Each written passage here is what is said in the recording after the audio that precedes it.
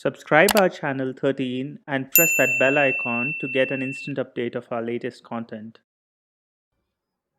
So some 6 7 years ago, I had seen the movie called The Lunchbox, which was starring Irfan Khan, and I had put a post on Facebook that I have seen the movie, a fantastic movie. And that time, Shantesh, you had also happened to see the movie, and just now, a few days ago, I got a reminder, or you can say the old memories of Facebook, which they keep sharing. They shared what had happened on the this particular day 7 years ago, and it mentioned about the movie again. So that came to my mind, the Lunchbox, which both of us had seen, and the main part of that story. Of course, it was a different story, and it's a fantastic movie altogether. But more importantly, the backdrop of the Mumbai Dabbawalas in the movie is something which I thought that we can look into how they do their business, what is their modus operandi, and what is the philosophy on which it all works. So let me first share some of the things which I know about Mumbai Dabbawala. Now, Mumbai Dabbawala is a service which relies on the lifeline of Mumbai, which is the local trains. And what they do is it's just a tiffin service provider, and that too they get the tiffin from a person's house and give it to you during your lunchtime, and which is an excellent service in today's world, because everyone wants to eat home food. They cannot always eat food from restaurants or mess or any other place. So to get one's home food every day for their lunch is a excellent idea, which the Mumbai Dabbawalas have been doing for many years now. Now, the interesting thing about this is the accuracy at which they do it. The accuracy of Mumbai Dabbawalas is 3.14 errors in 6 million transactions, and that is why it is called at 6 sigma. A sigma is 3.14, and 6 is for the 6 million transactions. So Hmm. that's the point. In fact, when I had an opportunity to talk with one of the managers, or you can say the mukhadams of the Dabawala, he shared with me his unhappiness, rather, or he was how displeased with the way the lunchbox had shown about they giving a wrong dabba to a wrong person for so many days. He said that, see, we might do mistake one or twice in so many transactions. That is Uh, acceptable maybe, and that's also rare possibility, but he said, okay, I may still agree, but then showing it that we are doing it every day, of course hmm. he was with a different idea, and it worked well in the movie. But the point is, that's the kind of accuracy they do, and that's why even Prince Charles, when he visited India, he made it a point to go and meet them, look at how they work, and things like that. So I think in today's world, when we are talking about so much of technology today, if you ask a MBA pass out, he will tell you to put a chip into a dabba and then do a IoT and then tracing of the GPS and track, which a dabba wala will laugh at, because they have a very fantastic system with which they do it all. So I thought it's a discussion for today. Your initial thoughts on this? I don't think that the system in which the Dabawalas code the lunchboxes is something discreet or even patented. It's not kept as a secret. They have, in fact, shared it at several platforms, right? And the Dabawalas, the way they function is, and I've seen this when I lived in Mumbai, is with a degree of efficiency, and not only efficiency, but the sheer intensity that they bring, that they exude, Hmm. and that the vibrancy of the Mumbai local kind of exaggerates. If you're traveling around, say, 11 in the morning and you see the dabawalas everywhere along the local train routes, it is quite amazing to see them. Yeah. But beyond their swiftness, I also observed certain idiosyncrasies that they bring. For instance, the white attire, the cap that they wear, the Gandhi topi, bukka, the black dot that they wear on their forehead, and the bhajans Yeah. they sing along their journey. The bhajans are part of their journey in the morning while traveling towards the heart of the city, and evening while they are returning uh, and traveling back towards the suburban region. When I saw all these things, almost like a rhythmic pattern happening, I felt that their journey was made sweeter. The entire experience for themselves must have been much sweeter or satisfactory. I couldn't really figure out, or I couldn't really figure what it was. Was it customary or religious for them? But it just seemed to bring their involvement and their enthusiasm towards their duty. Yeah, so there are certain things I think when you discussed about their coding system, I think what we can look at is what is the way in which they do. So typically what they do is they put a resident code, so resident station code. Say for example, we are starting from Andheri. So they will put A for Andheri in a red color. So there is a color coding system. In the center, the big number which you will see is the destination station number. So that station they count from Churchgate, for example. So if Churchgate is the destination center, it will be obviously 1. If it is Marine Drive, then the number will be 2. So in the same way, they also have the coding done for the pickup group code, for their address code, and the final destination code. So it's a very simple coding system which they use. And as I said, without using any fancy technology, they are able to do it for many years and do the deliveries on time without any uh, lack of error. So that's the whole thing. Now coming to the topic of the singing songs, and also most of these Dabbawalas come from a particular sect which they call as Warkari Samprada, and they are the followers of Vithoba. So they go every year to Pandharpur as Warkari. So they are from that sect, and that's where their singing, their devotion towards their god comes into picture, and that's why they enjoy themselves doing that. So I think this is a very different way in which the engagement, employee engagement, can be brought in here. Now, as you were narrating about their coding system, I was thinking in the background that why did they stick to this rudimentary coding system instead of using a chip or an app to bring in efficacy or efficiency? Now, always one key understanding about efficiency in present day context is to have a scalable model. We always tend to think that if we are able to take this at a larger scale and make it bigger and bigger, and that striving is endless. And so we think that that is being efficient. But if you observe within the Dabbawalas community itself, their system is super efficient in a way, and it's an open and a known system. I don't think that you have taken the service of Dabbawalas ever and you too know this coding system.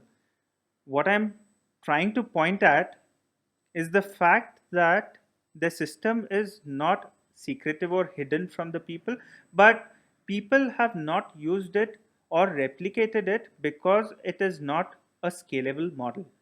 And in today's day and age, if a model is not scalable, then it is less profitable and the money comes into picture. Yeah, But for the Dabbawalas to survive, the profit they see is not in the monetary gains, but as you use the right word, it is in their devotion. yeah, I think that degree of devotion the community brings towards their customers, towards their service they are providing, towards the cause and their purpose of providing freshly prepared food in time, and carrying back those empty boxes so that their customers don't have to juggle with the over demanding rush hour or the overcrowded local trains.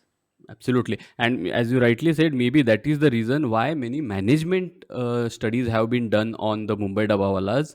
And when it comes to business strategy, business execution, I think it is very difficult to map that model or copy that model, because there are certain aspects of execution which come into picture which are very difficult to be replicated. So even though they are not very educated, in fact I doubt that most of them are even graduates, so they are very less educated. Their lifestyles are very simple, and in spite of all that, the management lessons one can derive from their model are exemplary, and many institutes and organizations have done that. So they take sessions and they take you can say seminars when it comes to service delivery management, and it's an excellent model to study and learn, especially from a as I said, from business strategy as well as supply chain management. Hmm. And it's not that they have not adapted through time, but the Dabbawala's adaptation is not about incorporating technology or adapting for scaling purpose per se. It is rather customer centric. For example, they now accept orders or requests on SMS and also, I suppose, on WhatsApp nowadays. But again, it is not in their virtue to scale or grow, but deliver better to their clientele. Correct. And this reflects even in their induction into becoming a Dabbawala.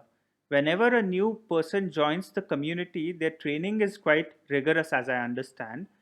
The training is not about just interning for 10 months or so without receiving a salary. It is a demanding process demonstrating a level of commitment towards their service. And that raises a question: why do they choose to become Dabbawalas? What is it that drives them to become Dabbawalas? It is an astonishing question in this otherwise money centric world that we live in.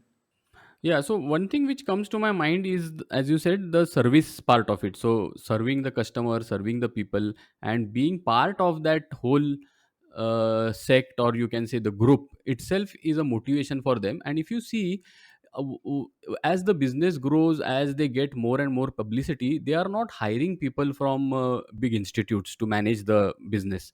Rather, they promote their own people. So if you see, even when they were asked to come in some foreign countries to give seminars on their service delivery model and all, their own people went there wearing that topi which they wear, typical white uniform which they have. They went there and they did the presentation in whatever broken English they could do, maybe some Marathi, some Hindi, so that other someone else can translate it. But the whole point is, they are not hiring any PR agency or any management experts to do the business. So the growth path for a new joiner is also there within the same organization. That same person becomes a mukadam, like a supervisor for a particular zone, and then he grows on to become a senior person in the hierarchy. So the whole thing is there. Even their salary structure is more on a distribution basis. So whatever earning they get, they kind of, not exactly equally, maybe there are some hierarchies, but otherwise it is mostly equally distributed. And that is why the other side, when someone is not working, as you said, is also penalized for not working. So the social structure within the organization helps everyone to be competent and to be effective in their work. Because if one person is not working and trying to earn money, it will not be allowed by the others, because the share will be done equally. So that model works very well for them, and that has also helped them in dealing with some of the other bad things. Like, for example, if someone goes into drinking habits or too much of tobacco eating or all, even then the people support, they talk to their family. So it is more like a whole family rather than a organization. And that kind of a feeling, I'm just trying to answer your question, why would someone go into that? So I think it's the sense of oneness and belonging which keeps them stick to their business. Hmm. I'm thinking about this, the entire structure or the business model which you were saying. Because today, as we understand business, business is always understood in the context of profits or money. Whereas the Dabbawala's model is something that is human centric. And I'm associating this, as I think, with our parents' generation, with people who worked in banks, offices, or basically service class families of the 60s and 70s and even 80s. They had a very strong notion of belongingness with their organization, a notion like that of a family. They called their organization their family, like LIC family or SBI family. And within that, too, even at a local branch level, people became such good friends that even their children would go to the same school, or these families traveled together for vacations, etc. I don't think that today in a privatized sector, say a private bank, this culture would work. To make that work, one's organization as their family, one has to stay with one family too, right? Where you join the organization at the age of 21 or 22 and you're willing to stay until you retire at 60.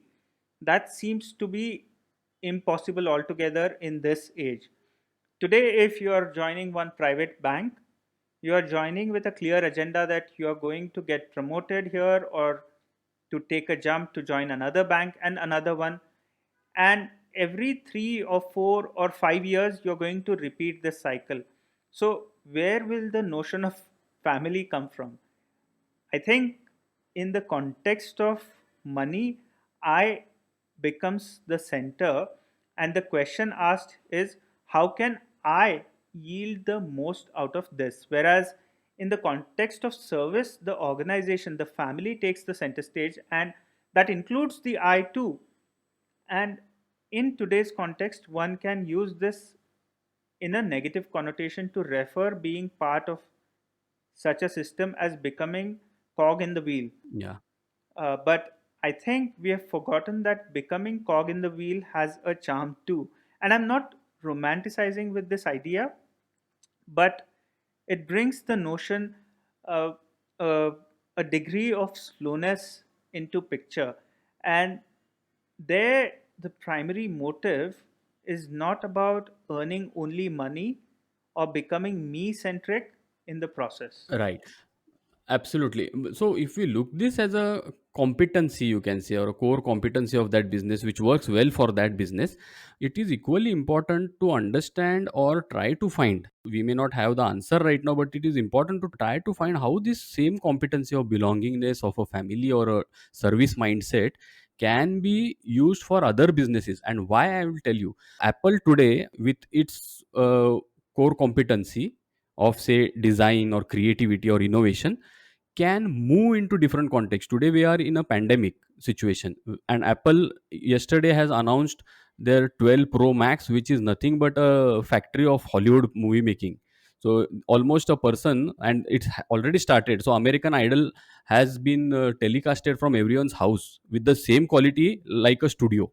So see the shift. Now, unfortunately for our Mumbai Dabbawalas, when people are working from home, what is the need to give a dabba then? So then, using their core competence of that belongingness, of that service mindset, I think it is important to leverage on newer businesses in the coming world, because we don't know what how things will be. Even for example, take the examples of Swiggy, Zomato, and other delivery things which are coming into picture. Tomorrow they may say that anyways we give food from a restaurant, if you want we can give you food from your house as well, and we have this app and we will give you discounts. And Swiggies and the Zomatos of the world, with lot of VC funding and all, they can afford to do all these things. So my point is, uh, they cannot replicate what the Mumbai Dabbawalas bring in as a value. And that is something which is a open question. I think we can leave it with our audience also to think, maybe how can a competency which is so powerful, of belongingness, of service mindset, of a duty towards the society, can be leveraged for different newer ways of business in new times.